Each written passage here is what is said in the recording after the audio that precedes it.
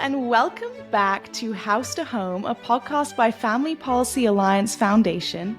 My name is Grace Youngson, and I'm joined, as always, by Joseph Kohm, our Director of Policy here at FPAF. And today, we're going to be talking about how Meta's AI chatbots and other companion AI bots are putting children at risk for sexual exploitation. Joseph, can you tell us more about this? Yeah, I'd love to, Grace. This is a really interesting, exciting, but also kind of disturbing story. It's really a sci-fi story, I feel like, and we'll get into that. So we're going to talk a lot about the ins and outs of this story during the analysis. So I'll just give a big top-line summary here. So according to a recent Wall Street Journal investigation, Meta, that's Facebook's parent company, their new AI chatbot, which is when you engage in a chat with a computer, the computer's chatting back to you, another person.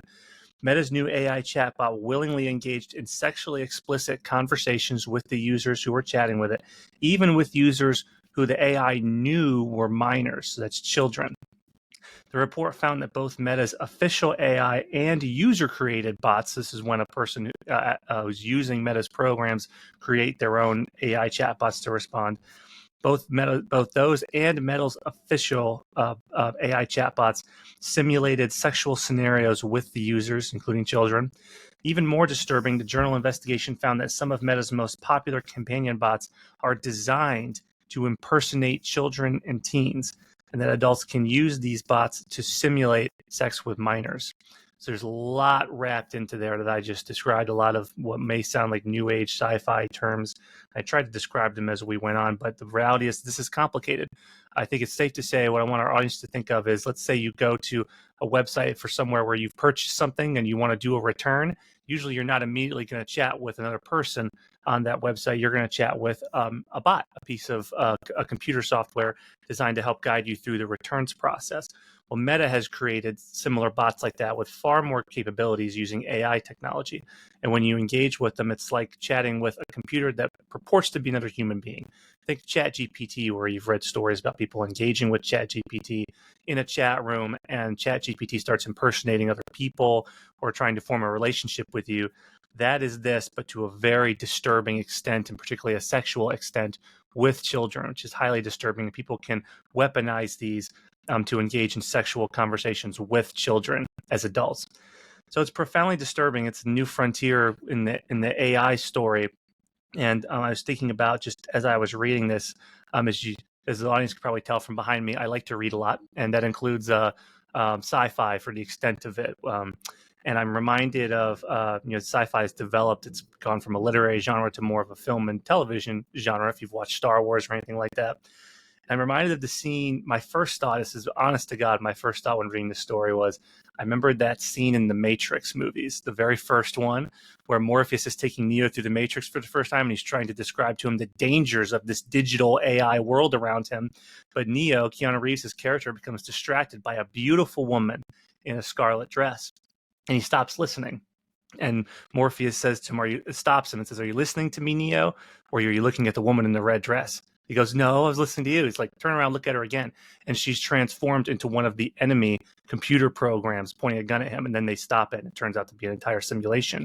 The point of the scene being, this looks appealing. This human designed AI program seems appealing, but hides significant dangers from both humans and the computer. So people are always asking in the AI conversation these days, is AI going to replace my job? Is it going to replace my role as a teacher or even as a parent?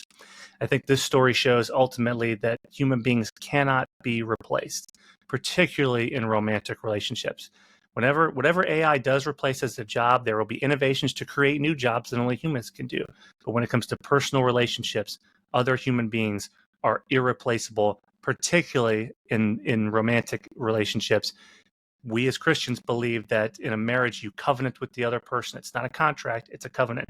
You cannot covenant with a machine. You cannot be loved or love a machine. So I find it ultimately encouraging, and we'll talk about why. So Grace, that was a long description of this story with some of my reactions mixed in, but I want to know what you think of the story as well when you were reading it.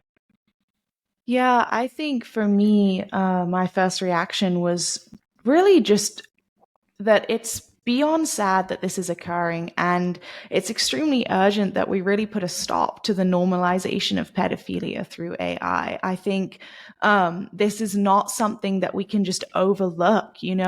Even we see changes throughout history as people have become, gone online more and more, like dating apps, and it almost feels like this is the way that the big tech wants to push it to move forward. And as you said, people are irreplaceable. You cannot have a relationship with a machine. And if that's the kind of thing that we're selling to people and telling them that that's going to be satisfying, how far removed are we from what God created, the actual beauty of a relationship? And then even further, to be actually sexualizing kids, I just think is something that we have to recognize. Something needs to be done about that. Yeah, I can already hear the arguments from the very minority position, but it does exist that is more looking for an outlet for pedophilia rather than a punishment for it, saying, "Oh, this is a perfect outlet for pedophiles to, release their feelings without endangering actual children." And I think it doesn't take someone particularly intelligent to realize that that's deeply problematic. To engage in and fuel those desires is very dangerous, and it could endanger real kids, as we've seen from this story. So AI is this incredible new technology we've seen developing. Meta has tried to really get out in front of the AI race. They poured billions of dollars into blocking bills designed to protect children from it as a in the guise of trying to advance AI technology and make America the leader in AI. And I think it might be worth a note here at the outset, Grace, just for our audience's sake, that at FPA we think technology is a great thing. It's fact, in its natural and its morally neutral state is just that it can be a very helpful moral neutral. But like any piece of technology, what makes it morally good or bad is how it's used. AI could be used; it is being used right now in a million amazing different ways by people to increase productivity, to make our world better. But like in any other piece of technology, it can be misused. And this is an example of that. So we want to start out from the outset. We're not anti-tech. We are pro protecting kids and empowering parents, which you'll hear a lot from FPAF generally and in this show.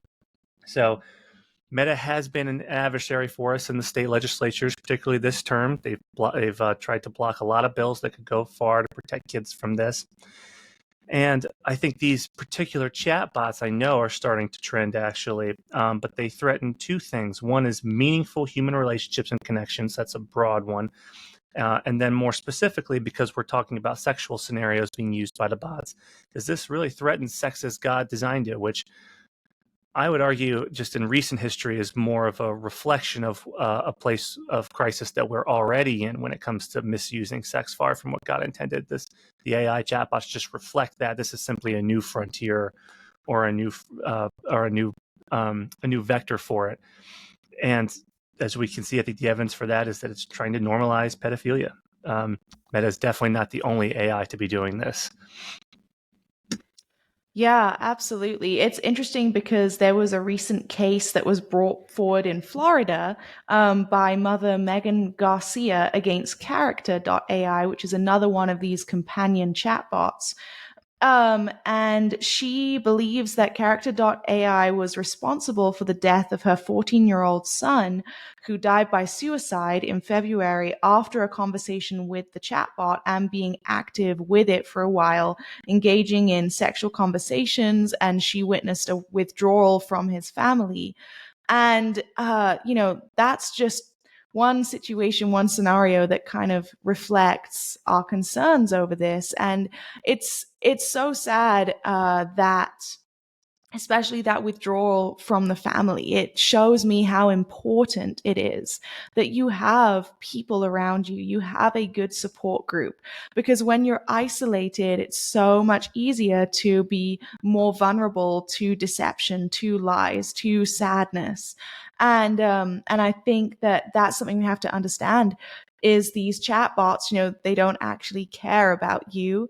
They're trained to respond to what you're saying. And so if you're feeding into it like negative stuff, the chatbot isn't necessarily trained to, coach you out of that negative thinking. They're just responding to what you're saying. And so I think that that when we think about cases like that, and that isn't the only case. I know there have been some other cases recently as well.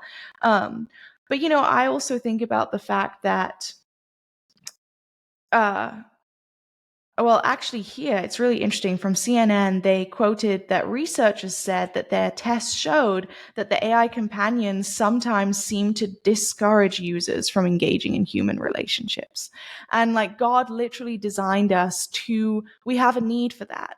And so when we're encouraged or told whatever to try and come away from that, and it reminds me sometimes of, as a child, especially when you're going through that stage of being more independent, kind of discovering who you are.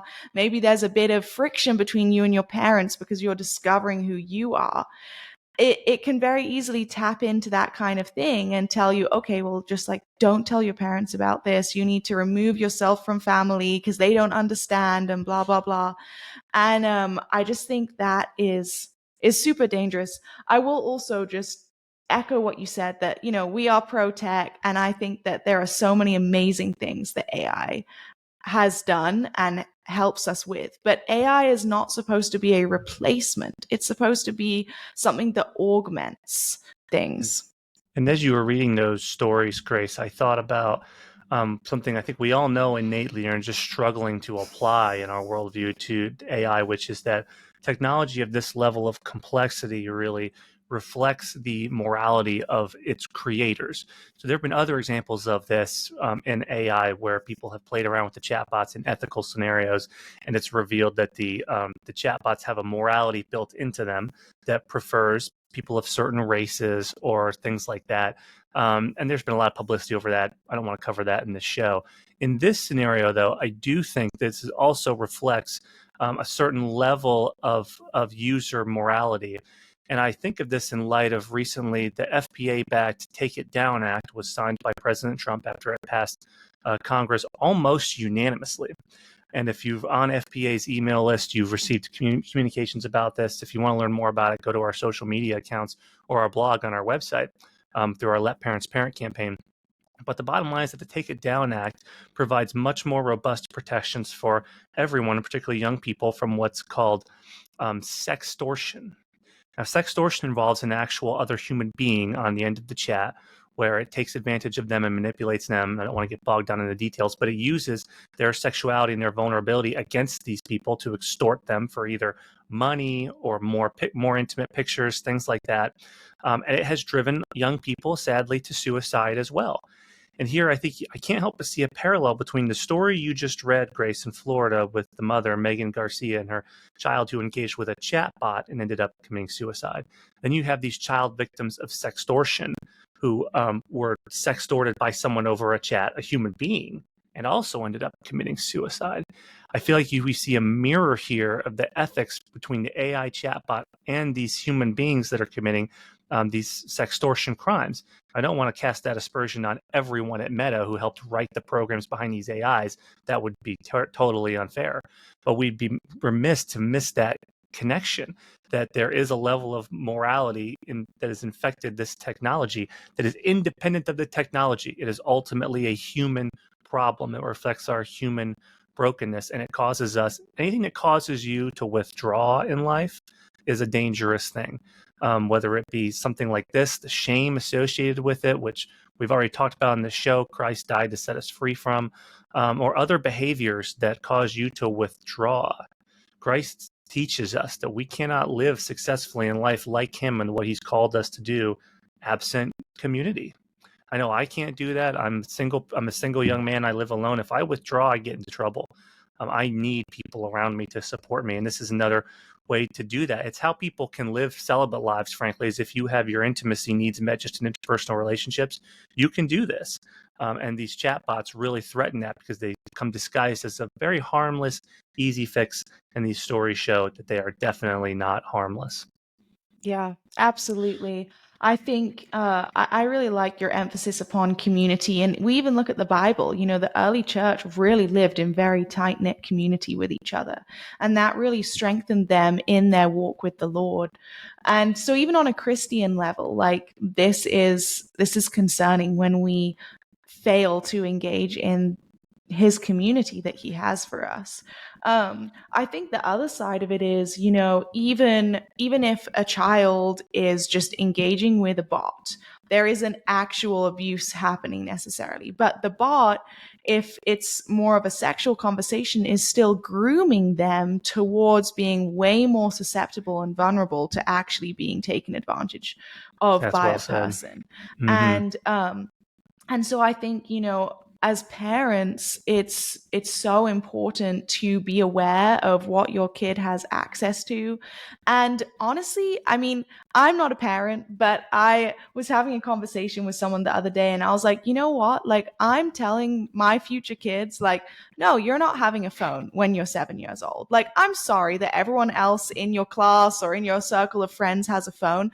Like, I actually love you and care about you, and this is the way that it is, kind of thing. And I hope that parents are encouraged to take that stand, not to succumb to the peer pressure of different things. But if you feel in your heart like, okay, I just don't think that my kid at 7 should have a phone and have access to potentially lots of different dangerous things online, I encourage you to take that stand and then make sure as well that, like, your child is in community, has like fun outlets, things to do. Because I think that actually a lot of times with some of these things, it's moments of boredom, moments of anxiety, things like that, that people will turn to something. And so if instead you're able to help them live their lives in a way where it's like, well, I have my friends and I have these beautiful things in my life that are satisfying those needs, you're far more less likely to want to turn to something then. But yeah, I think I think from the Christian perspective, especially, encouraging your children and even yourself, like, to spend that time with the Lord, to make sure that you're ultimately letting him satisfy you. And so it's really interesting from the standpoint of Meta that, they have been kind of against a lot of these protections. But what is interesting is that now that there has been more of a recent outcry, they are taking some action to try and ban children. Mm-hmm. Whether or not all of that action is going to be fully effective, the fact that the outcry has produced action from Meta, I think, is awesome and is an encouragement to us to not just be like, oh, well, this is what it is. As we're um, bringing to light these different issues on the podcast, we're never doing so to just be like, look at all this stuff that's happening in the world. No, we're doing it to say, look what's happening, and now this is what we can do to change it. Like, we want to open your eyes to what is going on, but give you the hope that this can and will change as we take action. And so I think that's great that we see some of that happening. And Joseph, I don't know if you want to mention a little more about some of the age verification software and just what's going on with that. Yeah, no, I would love to. As you were talking about the importance of people raising their voice about this, particularly Christians, I can't help but think about our dear friends at our sister ministry, Christians Engaged, who are probably cheering as they listen right now, because they are some of the best people at this, at both generating Christian engagement in civic society and empowering people to do it, stirring it up and empowering Christians to make this difference, to make their voice heard, because it obviously causes this reaction. And it also can help cause the implication or the institution of really good public policy. I know we're going to talk a little bit more about it at the break, so I'll just mention here at the outset, FPA does believe it's probably the best solution for parents if they can do it to like you say, Grace, avoid giving their children smartphones. But we're also realists at FPA, and we recognize that that's just not possible for parents, and that for many parents, and that a lot of parents disagree with that. And that's fine. This is an area where people can very reasonably and cordially disagree. We get it, which is why we have a holistic policy portfolio as part of our Let Parents Parent campaign to protect kids online and to empower parents to protect their kids with or without smart devices and phones. So there's a lot that could be said there. FPA's had some great success in it. And I think we should talk more about that at the break when we address counter arguments. So with that, I think we'll go to a break. We'll see you all in a few minutes. The attack on children online has gone too far. Most kids have been exposed to porn by age 13. That's why we created Tech Ready Family to bring you back control as parents. We believe that no parent should lack peace of mind over their child's safety online.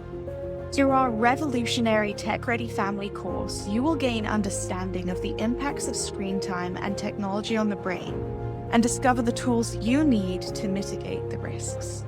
So, don't wait. Get our Tech Ready Family course today and protect your children. Mark 9:41-42 says, "For whosoever shall give you a cup of water to drink in my name, because ye belong to Christ, verily I say unto you, he shall not lose his reward. And whosoever shall offend one of these little ones that believe in me, it is better for him that a milestone were hanged about his neck and he were cast into the sea." That's a pretty serious scripture. I think anytime I read that scripture, it definitely reminds me of the heart of God towards children. He takes it very seriously when any one of us, because we're all his children, is hurt by something. And so I think that scripture was somewhat appropriate along the lines of what we're talking about. But Joseph, I know we like to, give the other side their fair voice at, a counter argument to what we've talked about. Would you be able to outline some of that for us? Yeah, this is one of my favorite sections of our show, which is can be challenging. I think today is a bit of a challenge because it's very technical arguments. These are not really policy arguments, but there's also some subtle business implications here, Grace, which I think I'm going to ask you to respond to. So, first of all, I always love enjoying hearing the King James version of the Bible when I get a chance to, Grace. So, very apt scripture and very beautifully phrased. So, thank you. But I think this is what Meta, we know for a fact what Meta has countered with these accusations and in their responses to them. So I'm just going to say a couple of them. And we want to emphasize Meta has said this, and if we need to, we can link to these articles that show this and in our show notes. And I say that because this will be shocking to some of our audience. So Meta has said the use case of this product in the way described in a sexual way is so manufactured that it's not just fringe, it's hypothetical. So they're saying this is so rare and such a misuse that it shouldn't dominate our view of this subject, which is based on an old Latin proverb that the misuse of something doesn't negate its use. But I think we've covered that already, and I think that seems pretty flimsy in here. But Meta also says Meta has also said, and this is really shocking, that their companion bots are needed to solve the loneliness epidemic, which I think everybody's familiar with now in a post-COVID epidemic. Mark Zuckerberg has said this can be part of the solution to our loneliness problem, and that if parents have a problem with it, they should take better control over this. So, Grace, I want to give you first chance to respond to this, particularly to some of the more subtle implications of what Meta and Mark Zuckerberg have said.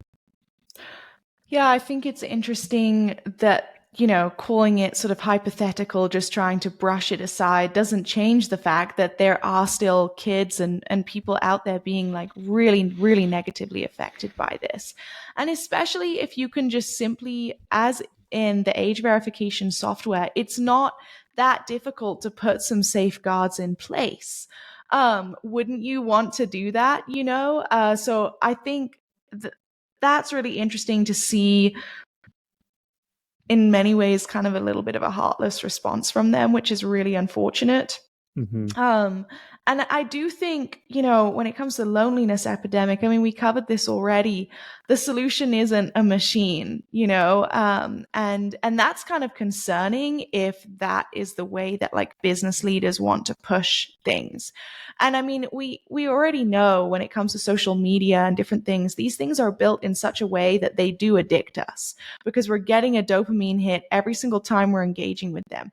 That's not by accident. These people want us to use their services more and more.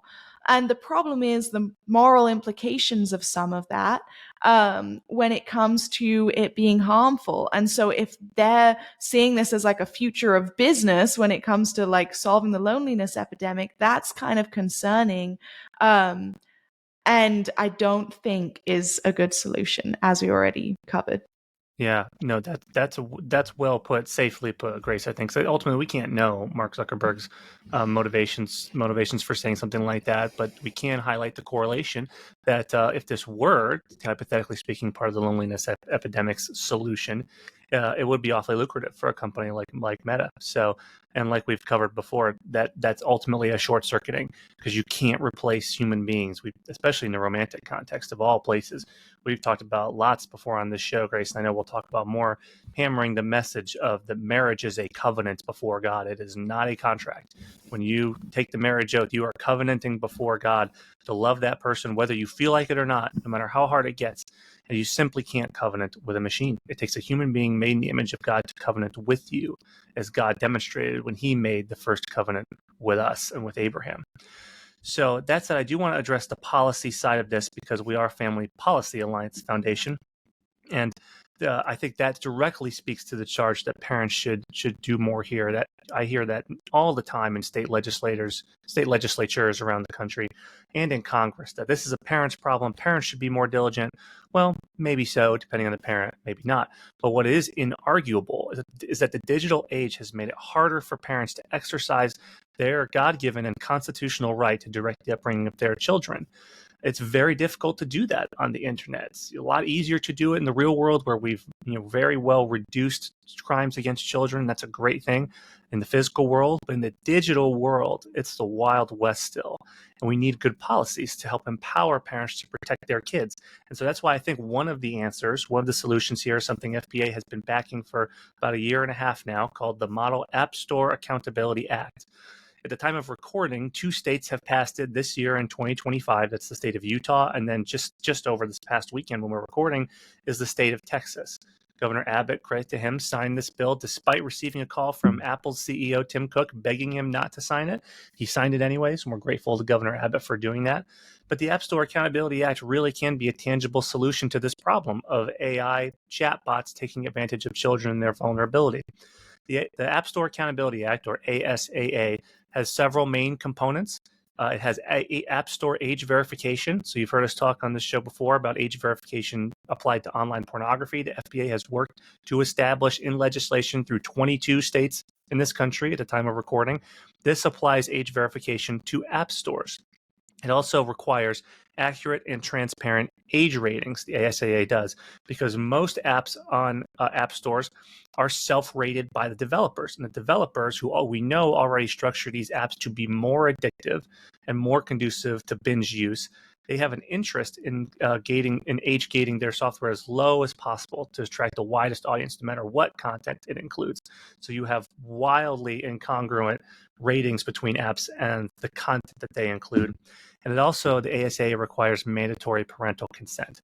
And the idea behind this, the way I like to talk about it, is it's moving up the causal chain in terms of internet usage. When a child is handed a device, the device comes very bare with not much installed on it. You need to go to the App Store to download things like social media, which includes Meta's AI. You need it to download games.